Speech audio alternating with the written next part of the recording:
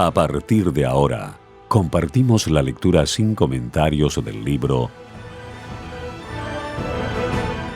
Los Hechos de los Apóstoles.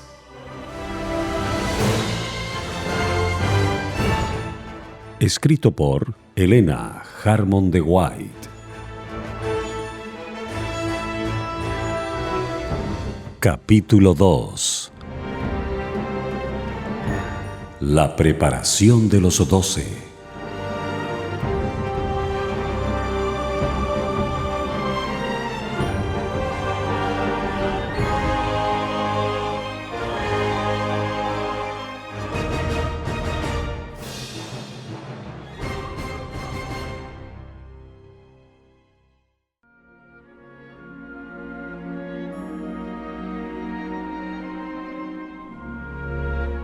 Para continuar su obra, Cristo no escogió la erudición o la elocuencia del Sanedrín judío o el poder de Roma. Pasando por alto a los maestros judíos que se consideraban justos, el artífice maestro escogió a hombres humildes y sin letras para proclamar las verdades que habían de llevarse al mundo.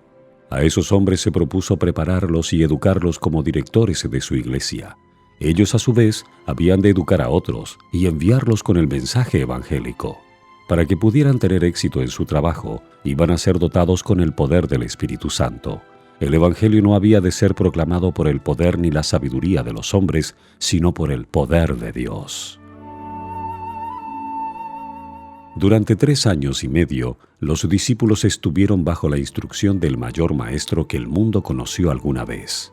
Mediante el trato y la asociación personales, Cristo los preparó para su servicio. Día tras día caminaban y hablaban con Él, oían sus palabras de aliento a los cansados y cargados y veían la manifestación de su poder en favor de los enfermos y afligidos. Algunas veces les enseñaba sentado entre ellos en la ladera de la montaña, algunas veces junto a la mar, o andando por el camino les revelaba los misterios del reino de Dios. Donde quiera hubiese corazones abiertos a la recepción del mensaje divino, exponía las verdades del camino de la salvación. No ordenaba a los discípulos que hiciesen esto o aquello, sino que decía: «Seguidme». En sus viajes por el campo y las ciudades, los llevaba consigo para que pudiesen ver cómo enseñaba a la gente. Viajaban con él de lugar en lugar, compartían sus frugales comidas y, como él, algunas veces tenían hambre y a menudo estaban cansados. En las calles atestadas, en la ribera del lago, en el desierto solitario, estaban con él. Le veían en cada fase de la vida. Al ordenar a los 12, se dio el primer paso en la organización de la iglesia que después de la partida de Cristo habría de continuar su obra en la tierra. Respecto a esta ordenación, el relato dice: «Y subió al monte, y llamó así a los que él quiso, y vinieron a él. Y estableció 12, para que estuviesen con él, y para enviarlos a predicar». Marcos 13, 13 y 14. Contemplemos la impresionante escena. Miremos a la majestad del cielo rodeada por los 12 que había escogido. Está por apartarlos para su trabajo. Por estos débiles agentes, mediante su palabra y espíritu, se propone poner la salvación al alcance de todos. Con alegría y regocijo, Dios y los ángeles contemplaron esa escena. El Padre sabía que la luz del cielo habría de irradiar de estos hombres, que las palabras habladas por ellos como testigos de su Hijo repercutirían de generación en generación hasta el fin del tiempo. Los discípulos estaban por salir como testigos de Cristo para declarar al mundo lo que habían visto y oído de Él. Su cargo era el más importante al cual los seres humanos habían sido llamados alguna vez, siendo superado únicamente por el de Cristo mismo. Habían de ser colaboradores con Dios para la salvación de los hombres. Como en el Antiguo Testamento los 12 patriarcas eran los representantes de Israel, así los 12 apóstoles son los representantes de la Iglesia evangélica. Durante su ministerio terrenal, Cristo empezó a derribar la pared divisoria levantada entre los judíos y gentiles y a predicar la salvación a toda la humanidad. Aunque era judío, trataba libremente con los samaritanos y anulaba las costumbres farisaicas de los judíos con respecto a ese pueblo despreciado. Dormía bajo sus techos, comía junto a sus mesas y enseñaba en sus calles. El Salvador anhelaba exponer a sus discípulos la verdad concerniente al derribamiento de la pared intermedia de separación entre Israel y las otras naciones, la verdad de que los gentiles sean juntamente herederos con los judíos y consortes de su promesa en Cristo por el Evangelio. Efesios 2:14 y 3:6. Esta verdad fue revelada en parte cuando recompensó la fe del centurión de Capernaum y también cuando predicó el Evangelio a los habitantes de Sicar. Fue revelada todavía más claramente en ocasión de su visita a Fenicia, cuando sanó a la hija de la mujer cananea. Estos incidentes ayudaron a sus discípulos a comprender que entre aquellos a quienes muchos consideraban indignos de la salvación, había almas ansiosas de la luz de la verdad. Así Cristo trataba de enseñar a sus discípulos la verdad de que en el reino de Dios no hay fronteras nacionales, ni castas, ni aristocracia, que ellos debían ir a todas las naciones llevándoles el mensaje del amor del Salvador. Pero solo más tarde comprendieron ellos en toda su plenitud que Dios, de una sangre, ha hecho todo el linaje de los hombres para que habitasen sobre toda la faz de la tierra, y les ha prefijado el orden de los tiempos y los términos de la habitación de ellos, para que buscasen a Dios, si en alguna manera, palpando, le hallen, aunque cierto, no está lejos de cada uno de nosotros. Hechos 17, 26 y 27. En estos primeros discípulos había notable diversidad. Habían de ser los maestros del mundo y representaban muy variados tipos de carácter. A fin de realizar con éxito la obra a la cual habían sido llamados, estos hombres, de diferentes características naturales y hábitos de vida, necesitaban unirse en sentimiento, pensamiento y acción. Cristo se propuso conseguir esta unidad. Con ese fin trató de unirlos con Él mismo. La mayor preocupación de su trabajo en favor de ellos se expresa en la oración que dirigió a su Padre.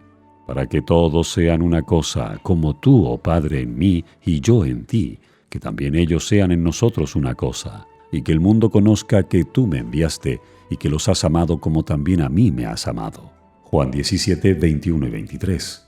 Su constante oración por ellos era que pudiesen ser santificados por la verdad, y oraba con seguridad, sabiendo que un decreto todopoderoso había sido dado antes que el mundo fuese. Sabía que el Evangelio del Reino debía ser predicado en testimonio a todas las naciones. Sabía que la verdad revestida con la omnipotencia del Espíritu Santo habría de vencer en la batalla contra el mal, y que la bandera teñida de sangre flamearía un día triunfalmente sobre sus seguidores. Cuando el ministerio terrenal de Cristo estaba por terminar, y él comprendía que debía dejar pronto a sus discípulos para que continuaran la obra sin su superintendencia personal, trató de animarlos y prepararlos para lo futuro. No los engañó con falsas esperanzas. Como en un libro abierto leía lo que iba a suceder.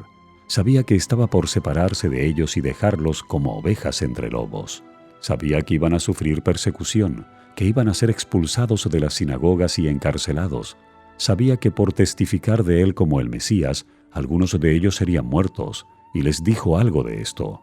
Al hablarles del futuro de ellos, lo hacía en forma clara y definida, para que en sus pruebas venideras pudieran recordar sus palabras y ser fortalecidos creyendo en él como el Redentor. Les habló también palabras de esperanza y valor. No se turbe vuestro corazón, dijo. Creéis en Dios, creed también en mí. En la casa de mi Padre muchas moradas hay. De otra manera os lo hubiera dicho. Voy, pues, a preparar lugar para vosotros. Y si me fuere y os aparejare lugar, vendré otra vez y os tomaré a mí mismo, para que donde yo estoy, vosotros también estéis. Y sabéis a dónde yo voy, y sabéis el camino. Juan 14, 1 al 4. Por amor a vosotros he venido al mundo, por vosotros he trabajado. Cuando me vaya, todavía trabajaré fervientemente por vosotros. Vine al mundo para revelarme a vosotros, para que pudierais creer. Voy a mi Padre y a vuestro Padre para cooperar con Él en favor vuestro. De cierto os digo, el que en mí cree, las obras que yo hago también él las hará, y mayores que éstas hará, porque yo voy al Padre. Juan 14, 12. Con esto, Cristo no quiso decir que los discípulos habrían de realizar obras más elevadas que las que él había hecho, sino que su trabajo tendría mayor amplitud. no se refirió meramente a la realización de milagros, sino a todo lo que sucedería bajo la acción del Espíritu Santo. Cuando viniere el Consolador, dijo él, el cual yo os enviaré del Padre, el Espíritu de verdad, el cual procede del Padre, él dará testimonio de mí. Y vosotros daréis testimonio porque estáis conmigo desde el principio. Juan 15, 26 y 27. Estas palabras se cumplieron maravillosamente.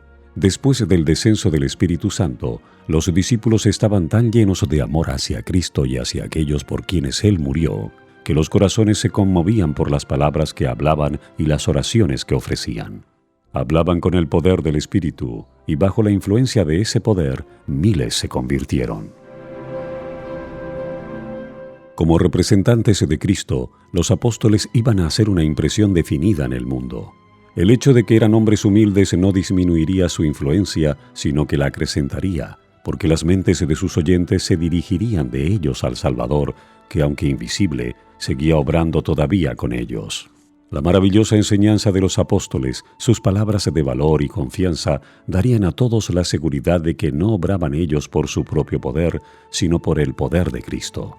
Al humillarse a sí mismos, declararían que aquel a quien los judíos habían crucificado era el príncipe de la vida, el Hijo del Dios vivo, y que en su nombre hacían las obras que él había hecho.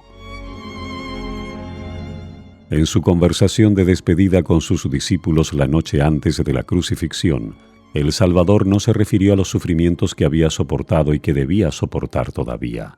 No habló de la humillación que lo aguardaba, sino que trató de llamar su atención a aquello que fortalecería la fe de ellos, induciéndolos a mirar hacia adelante a los goces que aguardan al vencedor. Se regocijaba en el conocimiento de que podría hacer más por sus seguidores de lo que había prometido y de que lo haría, que de él fluirían amor y compasión que limpiarían el templo del alma y harían a los hombres semejantes a él en carácter, que su verdad, provista del poder del Espíritu, saldría venciendo y para vencer. Estas cosas os he hablado, dijo, para que en mí tengáis paz.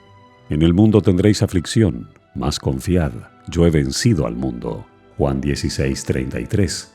Cristo no fracasó ni se desalentó, y los discípulos debían manifestar una fe igualmente constante. Debían trabajar como Él había trabajado, dependiendo de Él como fuente de fuerza. Aunque su camino iba a ser obstruido por imposibilidades aparentes, por su gracia habían de avanzar, sin desesperar de nada y esperándolo todo. Cristo había terminado la obra que se le había encomendado que hiciera. Había reunido a aquellos que habrían de continuar su obra entre los hombres, y dijo: «He sido glorificado en ellos, y ya no estoy en el mundo, pero estos están en el mundo, y yo voy a ti. Padre Santo, guárdalos en tu nombre, el que me has dado, para que ellos sean una cosa como lo somos nosotros. Mas no ruego solamente por estos, sino también por los que creen en mí por la palabra de ellos, para que todos sean una cosa, yo en ellos y tú en mí, para que sean consumadamente una cosa, y que el mundo conozca que tú me enviaste y que los has amado, como también a mí me has amado». Juan 17, 10 y 11 y 20 al 23.